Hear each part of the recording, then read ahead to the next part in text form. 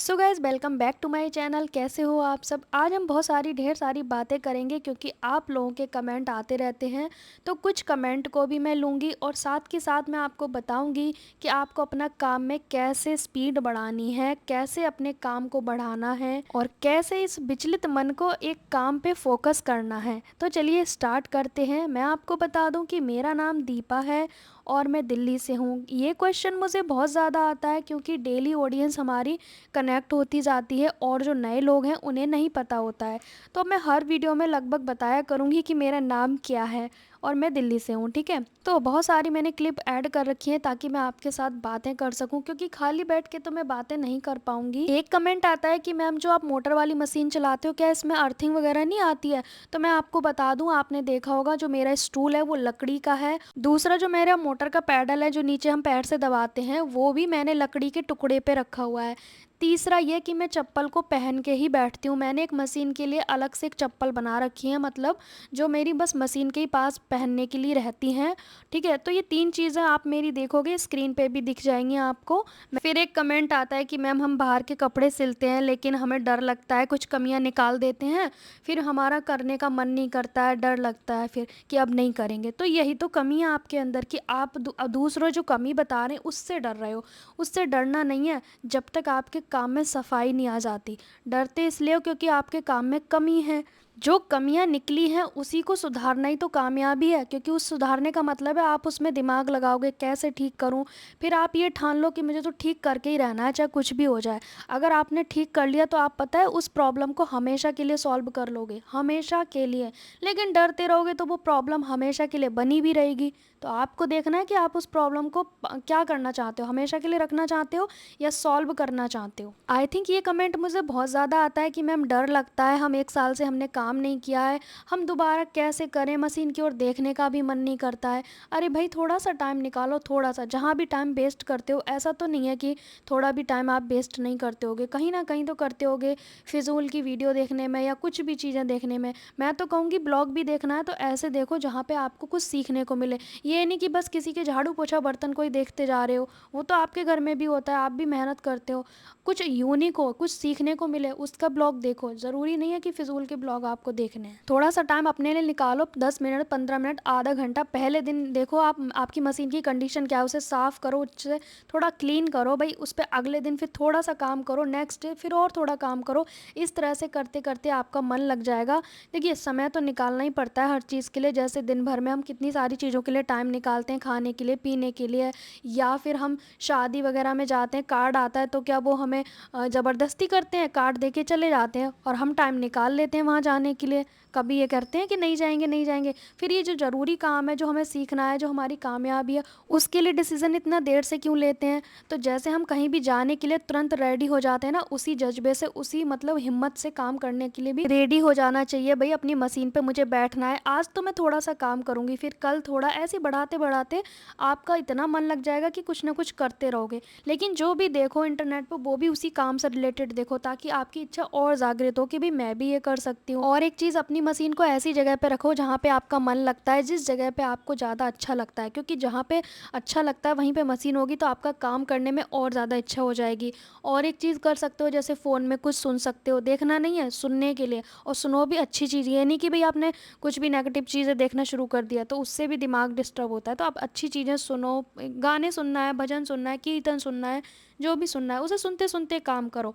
ठीक है, तो इससे क्या होगा ना, आपकी पॉजिटिविटी बढ़ेगी, काम करने में मन भी लगेगा। और डरना तो बिल्कुल भी नहीं है। जैसे कि मुझे कमेंट करते हैं कि कुछ कमियां निकाल देते हैं कुछ लोग, फिर हमारी इच्छा ही नहीं होती है कि भी कमियां आ गई अब नहीं करेंगे। अरे उसी बैरियर को तो तोड़ना है। फिर कमेंट आता है कि मैम हम कितने दिन में सीख जाएंगे, अगर हम बाहर सीखें तो कितने दिन में सीख जाएंगे। वो तो आप पे डिपेंड करता है, आपकी इच्छा कितनी है सीखने की, आपकी मन कितना है सीखने का, है ना, उस चीज़ पर डिपेंड करता है। फिर कहते हैं कि भाई हमें बाहर सीखने की ज़रूरत है या डायरेक्ट यूट्यूब से सीखें। तो देखिए बेसिक सिलाई तो आपको बाहर ही सीखनी पड़ेगी, जैसे मशीन चलाना, कपड़े को रखना, फोल्ड करना, थोड़ा सा आप बाहर सीख लो 1 आध महीने। फिर उसके बाद अगर आपको लग रहा है कि थोड़ा बहुत तो मुझे आता है तो आप फिर यूट्यूब से सीख सकते हो। किसी भी एक चैनल को माध्यम बना लो, 10 चैनल को नहीं। फिर जैसे कि एक मुझे कमेंट आया था कि मैम मैंने किसी और की वीडियो देख के कटिंग कर लिया, फिर स्टिचिंग आपकी वीडियो से कर लिया, फिर पता नहीं क्या बता रहे थे कि ये हो गया। तो आप 10 जगह देख के क्यों कर रहे हो, सबका तरीका अलग है, मेथड अलग है। और मेरे तो ज़्यादातर मेथड ना खुद के बनाए हुए हैं, किसी के कॉपी करे नहीं हैं। क्योंकि अक्सर मुझे कमेंट एक तो बहुत ही ज़्यादा आता है कि पैंट का बैक साइड का मार्जिन क्यों नहीं लेते हो। भाई मेरा मेथड है, मैं इसी तरीके से करती हूँ। और जितनी भी पैंट की वीडियो आप खुद कमेंट जाके देख लो, सब ने यही कहा है कि हमने जब बनाया तो हमारा बहुत ही अच्छा पैंट बना है। हमने इतनी फेमस यूट्यूब चैनल पे भी देखा, फिर भी हमारा अच्छा नहीं बना था, लेकिन आपकी वीडियो देखकर हमारा मतलब पैंट अच्छा बना है, प्लाजो अच्छा बना है। तो जब इतने सारे लोग कमेंट कर रहे हैं, वो मैंने तो नहीं किए हैं, वो आप में से ही किसी ऑडियंस ने किए होंगे। तो किसी भी वीडियो के बारे में अच्छा जानना है ना कि भाई ये वीडियो का काम सही है कि नहीं, तो उस कमेंट बॉक्स को देख लो, क्योंकि कमेंट जो है ना वो सच्चे होते हैं, झूठ नहीं होते हैं वो। क्योंकि वहाँ पे हम खुद तो लिख नहीं रहे हैं कि भाई सही बनाए सही बनाए, आप ही लोग लिखते हो ना, तो उस चीज़ पे आप देखा करो। रही बात मेथड की, तो ये मेरा खुद का बनाया हुआ अपने एक्सपीरियंस से मैंने बनाया पैंट का मेथड, इसलिए ये यूनिक है और बिल्कुल डिफरेंट है। लेकिन आपको मेरे तरीके से मेज़रमेंट लेके ही कटिंग स्टिचिंग करोगे तभी अच्छा बनेगा। आपको मेज़रमेंट भी मेरे ही तरीके से ही लेना होगा। अगर आप खुद से फिटिंग वाला ज़्यादा लोगे, फिर टाइट हो गया, तो आपकी समस्या है वो। क्योंकि मैंने तो हर तरीका बताया हुआ है, कैसे नाप लेना है, कैसे कटिंग करनी है, कैसे स्टिचिंग करनी है। मतलब मैंने सारी चीज़ें डिटेल में शेयर करती हूँ। चाहे मेरा वीडियो चले ना चले, मुझे उससे फ़र्क नहीं पड़ता। मेरा मेन मुद्दा है कि मैं दूसरे को अच्छे से सेटिस्फाइड करूँ कि भाई उसे अच्छे से समझ आया है कि नहीं। क्योंकि आप सब लोग अगर बिगनर्स हो, तो आपको तो और ज़्यादा डिटेल में समझने की ज़रूरत है। तो उसके हिसाब से मेरी वीडियो रहती हैं जो बिगनर्स हैं। भले ही बहुत सारे बुटीक वाले इस चैनल को देखते हैं, पर मेरा जो चैनल है मेन मैंने बनाया है जो बिगनर्स हैं, जिनको सच में कुछ नहीं आता है, उनकी हेल्प के लिए ये चैनल बनाया गया है। और एक चीज़ के लिए तो बहुत ही अच्छा लगता है मुझे, जब आप में से कुछ लोग कमेंट करते हो कि मैम हमने अपना काम स्टार्ट कर दिया, मैंने काम आपसे सीख सीख के मैंने दूसरों के कपड़े सिले, मेरे इतने रुपए फर्स्ट पेमेंट आई है। मतलब किसी की 200, किसी की 300, 400, 500, मतलब इतनी खुशी होती है ना जब वो लिखते हैं ना कमेंट बॉक्स में। तो मुझे उनसे ज़्यादा खुशी होती है कि चलो किसी का तो फ़ायदा हो रहा है, किसी जो मेरा मकसद है मतलब हेल्प करना। इस तरीके से हेल्प का मतलब मैं यहाँ पे किसी को पैसे बांटने तो आई नहीं हूँ, मैं बस एक मकसद है कि मेरा जो मुझे आता है वो सिखा दूँ। और 10 रुपये देने से अच्छा है कि 10 रुपये कमाना ज़िंदगी भर के लिए सिखा दूँ। तो मेरा मकसद वो है। यहाँ पे कुछ लोग कहते हैं मुझे ऐसे सपोर्ट कर दो, वैसे सपोर्ट कर दो, तो ये उसके लिए चैनल नहीं है। आप समझे ही नहीं कि मेरे कहने के शब्दों का अर्थ क्या है। फिर मुझे ना एक कमेंट आया था, इसी तरह का एक ब्लॉग डाला था मैंने, तो उन्होंने कहा कि मेरी ना स्टेशनरी की दुकान है, तो मेरे हस्बैंड कहते हैं यहाँ पे बैठा करो और इस दुकान को संभालो, सिलाई वगैरह मत करो। इस तरह का एक कमेंट आया था। तो वो कहती हैं कि मुझे ना खुद के लिए कुछ करना है, मुझे भी सीखना है, मैं कैसे करूँ। तो देखिए हम हस्बैंड को तो नहीं समझा सकते ज़्यादा, पर आप ज़रूरी नहीं है कि आप सिर्फ सिलाई आपको कामयाबी देगी, आप और चीज़ के लिए भी बने हो सकते हैं। आप ये भी तो सोच सकते हैं, जैसे कि मान लीजिए आपकी स्टेशनरी की दुकान है, अगर बड़ी सी है तो थोड़ा सा अपने लिए जगह बना लो उसी दुकान में। अगर आप पूरा दिन वहीं बैठते हो तो आप अपना और काम से भी अर्निंग कर सकते हो, क्योंकि आपको कुछ करना है। तो देखिए ज़रूरी नहीं है कि सबको सिलाई में ही कामयाबी मिलेगी। आप हो सकता है किसी और अच्छे काम के लिए बने हो, आप उसी दुकान में थोड़ा सा पार्टीशन करके आप अपना कॉस्मेटिक डाल सकते हो, कुछ भी डाल सकते हो जिससे आपकी अच्छी अर्निंग हो सकती है। अस्तर फॉल की दुकान ही डाल सकते हो उसी में, क्योंकि थोड़ा स्पेस तो मिल ही जाएगा ना आपको अगर बड़ी दुकान होगी तो। इससे होगा ये कि आपको दुकान पे जो बैठना पड़ता है वो भी आपका काम हो जाएगा, और आपकी अपने लिए भी कुछ अच्छा हो जाएगा। और आपको अपने हस्बैंड से ज़्यादा मतलब इस बारे में बात भी नहीं करनी पड़ेगी कि मुझे कुछ करना है, परेशान करते हैं। क्योंकि आपने कहा कि मुझे कि भाई हस्बैंड परेशान करते हैं, मैं क्या करूं दीदी, मेरे लिए एक सेपरेट वीडियो बनाइएगा। तो मैं आपसे ये कहूँगी कि ज़रूरी नहीं है हर काम हर इंसान के लिए बना हो। सिलाई ना सही, कुछ और सही, आप कॉस्मेटिक डाल लो, आप अस्तर की दुकान डाल लो, अस्तर फॉल रख लो, साथ में पीको की मशीन रख लो, वहीं पे आप कर सकते हो। इस क्योंकि हर समय तो आते नहीं होंगे लोग स्टेशनरी की मतलब थोड़ा बहुत तो आप खाली बैठते ही होगे, तो उस बीच में आप कर सकते हो। ठीक है, तो ज़रूरी नहीं है कि आप बस एक ही सिलाई के पीछे पड़ना कि मुझे सिलाई में ही कुछ करना है। बाकी अपना भी आप करते ही हो सिलाई का, तो वो काफ़ी है इतना। और अपने घर में शांति रखना ज़्यादा ज़रूरी है। ज़बरदस्ती कुछ भी नहीं होती हैं चीज़ें। कामयाब तो सबको होना चाहिए, पर वो किसी भी फील्ड में हो सकता है, एक ही चीज़ में नहीं। ठीक है, किसी को कुछ पसंद है, किसी को कुछ पसंद है ना। किसी को पार्लर पसंद है, किसी को सिलाई पसंद है, किसी को शॉप करना पसंद है, किसी को जॉब करना पसंद है। जॉब भी ठीक है, उसमें भी कुछ खर्च नहीं हो रहा, लेकिन पूरा दिन जाना पड़ता है। अब जैसे जैसे कि मैं जॉब के लिए बिल्कुल नहीं बनी हूँ, क्योंकि मुझे एक तो शांति चाहिए। मतलब मैं ना किसी की नौकर बनना पसंद नहीं करती हूँ, मैं तो अपनी खुद की मालकिन बन के रहना चाहती हूँ। मैं अपने आप को एक बिजनेस वूमेन बन के दिखाना चाहती हूँ, बस इसलिए मेरे को तो अलग थलग मतलब इस तरह से रहना पसंद है। मुझे ज़्यादा लोगों से मिलने जुलने का भी कोई शौक़ नहीं है। मुझे कहीं घूमने फिरने जाने का भी बिल्कुल शौक़ नहीं है, शादी पार्टीज़ में जाने का शौक़ नहीं है। शौक़ है तो एक दिन बहुत ज़्यादा तरक्की करने का, बस इसी का जज़्बा जुनून है, उसी में मैं लगी रहती हूँ। जैसा कि आप कहते हो कि आप क्या सोते नहीं हो मैम? तो सच में मैं नहीं सोती हूँ, मैं इतना कम सोती हूँ कि मेरा थकान मेरे चेहरे पे दिख रही होगी आपको। और स्माइल तो करनी पड़ती है भाई, यूट्यूब की वीडियो बना रहे हैं, गुमसुम होके बनाएँगे तो लोग कहेंगे इसको सदमा लग गया है शायद। तो कहने का मतलब यही है कि जॉब के लिए भी कुछ लोग बने होते हैं, कुछ लोग अपना काम करने के लिए बने होते हैं, कुछ लोग शॉप करने के लिए बने होते हैं, ठीक है? लेकिन किसी को खाली नहीं बैठना चाहिए कि बस खाया पिया और सो गए, क्योंकि ये काम तो देखो बुरा मत मानना, ये काम तो जानवर भी करते हैं, खाते भी हैं, पीते भी हैं, सोते भी हैं। पर हम इंसान हैं तो हमें उनसे थोड़ा मतलब अंतर तो दिखाना चाहिए ना। हमें तो कुछ यूनिक करना चाहिए। हम क्या खाने पीने के लिए आए हैं इस दुनिया में? हमें कुछ अच्छा करने के लिए आए हैं, दूसरों की हेल्प भी करने के लिए आए हैं। मतलब हम एक चीज़ के लिए नहीं आए कि खाएं पिएं सो जाएं, मतलब ही बन जाएं। एग्जाम्पल देती हूँ, जो लोग खाली बैठे रहते हैं उनका हाल उसी तरीके का है जैसे कि मैं किसी के घर पे गई, उनकी छत पे ना 2 गमले रखे थे। एक गमले बिल्कुल उसमें भर रखा था पत्ते वत्ते मिट्टी वगैरह सब, मतलब जो ज़मीन का झाड़ू लगा के होता है ना वो भर देते थे, कचरा समझ लीजिए आप, है ना, छत पे। और एक गमले में सही था, उसमें कोई पौधा लगा था। तो मैंने पूछा कि भाई इस गमले में क्यों डाल रहे हो ये ज़मीन का कचरा, इसमें क्यों डाल रहे हो? तो उन्होंने कहा ये खाली है। समझ रहे हो आप? ये खाली है तो खाली है तो मतलब उसमें कचरा भर जाएगा। तो मैंने कहा उसके बराबर में दूसरा पौधा है, उसमें आपने क्यों नहीं डाला वो कचरा? तो उसमें क्यों नहीं डाला पता है? उन्होंने क्या कहा, उसमें तुलसी का पौधा है। तो कहने का मतलब ये है कि हर किसी को ना कुछ करते रहना चाहिए, बिजी रहना चाहिए, वरना आप उसी गमले की तरह बन जाओगे जिसमें कचरा था। आपको देखना है कि आप तुलसी का पौधा लगना चाहते हो या फिर कचरे का डिब्बा। तो हमारे पास 2 गमले की चॉइस है कि हमें बनना क्या है। आप उस तरह से देखें अपने नज़रिए से, खाली दिमाग भी वही गमला बन जाता है जैसे कि कचरा। समझ रहे हो? बहुत सारी पूरा दिन यूट्यूब पे वीडियो देखी, इंस्टा पे देखी, फेसबुक पे देखी, स्क्रॉल किया, काम किए हैं तो ठीक है, लेकिन जो काम की नहीं है उसने क्या करा, आपको थका दिया, भर दिया। आपने तो इसलिए फ़ोन चलाया था कि आप अब थोड़ा सा रिलैक्स कर लो, आपका मूड सही हो जाए, लेकिन आप थोड़ी देर बाद ही क्या देखोगे, आप और ज़्यादा भर गए। वो आपको पता नहीं चलेगा, वो और ज़्यादा भर जाते हैं हम। यकीन ना हो तो आप अपने आप पे ऑब्ज़र्व करना, बहुत ज़्यादा भरने के बाद फिर हम क्या करते हैं, हम कुछ खाने के लिए ढूंढते हैं, क्योंकि जो हमारे हार्मोन्स होते हैं ना, वो इस तरह की कंडीशन में भूख लगने लगती है। भूख लगेगी फिर आप सो जाओगे, कुछ काम करने लायक रहे ही नहीं। तो आपने देखा गलत चीज़ों की जर्नी कैसे तय हुई, फालतू की चीज़ें देखी, फालतू की चीज़ों से हमने अपना मूड को और ख़राब कर लिया, थक गए, फिर हमें भूख लगी, फिर हमने खाना खा लिया, फिर हम सो गए, बस दिन ख़त्म। ऐसे दिन ख़त्म होंगे, फिर मंथ ख़त्म होगा, फिर ज़िंदगी ख़त्म हो जाएगी, कामयाब हो ही नहीं पाओगे। क्यों? बहुत सारे लोगों के ना एक डायलॉग मैंने सुना है, अरे हमारे सपने बच्चे पूरा कर देंगे। फिर उसके बच्चे होते हैं, वो कहता है हमारे सपने भी बच्चे पूरा कर देंगे। अरे सबके डायलॉग सेम, हर पीढ़ी में ये सेम बने रहेंगे तो फिर कामयाब कौन होगा? किसी को तो ज़िम्मेदारी लेनी पड़ेगी ना, किसी बच्चे को तो ज़िम्मेदारी लेनी पड़ेगी कि मैं अपने सपने भी पूरा करूँगा, अपने पेरेंट्स के भी सपने पूरा करूँगा। लेकिन ये हम क्या कर रहे हैं, फॉरवर्ड करे जा रहे हैं कि वो कर देगा सपने पूरे, वो कर देगा। हमारे सपने हैं, हम पूरा करेंगे, दूसरे की ज़िम्मेदारी नहीं है। ठीक, एक चीज़ और कि मैंने कई बार कहा है कि काम कैसे बढ़ेगा, तो काम बढ़ाने के लिए ना आपको मैंने कई सजेशन दिए थे, जैसे कि बोर्ड लगाने को बोला था, घर में बाहर के रूम में आप सिलाई का सेटअप करें जहाँ पे लोग आवागमन हो, आपकी गली में ज़्यादा लोग देखें, उस साइड पे आपको काम करना चाहिए। टाइमिंग का यूज़ करना चाहिए, जहाँ पे भाई कई बार होता है कि स्कूल के बच्चे पेरेंट्स लेने जाते हैं तो उस समय पे लोग देखते हैं कि सिलाई का काम होता है, उस समय अपना मेन गेट खोल के वहाँ पे मशीन रख के सिलाई किया करें, टाइम का यूटिलाइजेशन करें। मैंने अपनी जर्नी की वीडियो शेयर की है, आप उस जर्नी की वीडियो देखोगे ना, कई कमेंट उसमें है कि मैम बहुत हेल्प हुआ है इससे, तो आप भी उस चीज़ को देख सकते हैं, काम बढ़ेगा। और अपने आसपास के टेलर से छोटा मोटा काम ला सकते हैं, उसे सिलना स्टार्ट करें।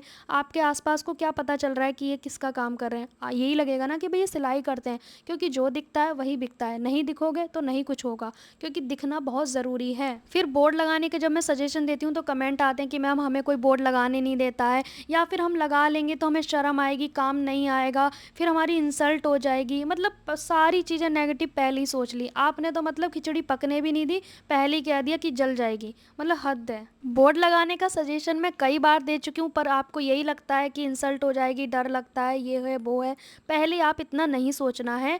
देखिए लोग तो कहेंगे बातें, लोगों का काम है कहना, पर आपको अपने काम पे फ़ोकस करना है। ज़िंदगी आपकी है, लोगों की नहीं। अगर आपके घर में कुछ कम पड़ेगा तो लोग देकर नहीं जाएँगे, आपको अपना काम करना पड़ेगा, बल्कि हमें अपने आखिरी अंतिम समय का भी सामान दे के जाना पड़ता है कमा के।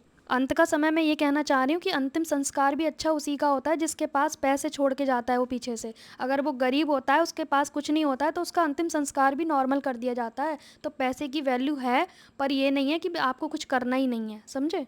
कुछ लोग कहते हैं कि मैम हम करें क्या? आप मुझसे पूछ रहे हो, आप अपने साथ 2-1 दिन बैठो बिना फ़ोन के, खुद से बातें करो, आपके अंदर क्या है?